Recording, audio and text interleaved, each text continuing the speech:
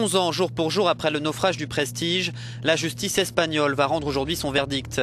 En novembre 2002, le pétrolier a pollué plus de 1700 km de côte en Espagne, mais aussi au Portugal et en France. 10 ans plus tard, le procès s'est ouvert. Pendant 8 mois, plus de 200 témoins et experts ont été entendus. Sur le banc des accusés de gauche à droite, le commandant du navire et le chef mécanicien, tous deux de nationalité grecque, et le directeur de la marine marchande espagnole de l'époque. Un quatrième accusé, un officier philippin, est en fuite.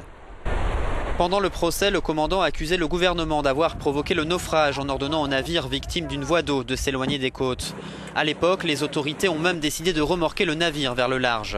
Près de 10 000 volontaires ont participé au nettoyage des côtes. Le collectif Nunca Mais a organisé dans la foulée de nombreuses manifestations. Il pointait du doigt la responsabilité des dirigeants de l'époque, dont le premier vice-président du gouvernement, un certain Mariano Rajoy, aujourd'hui Premier ministre.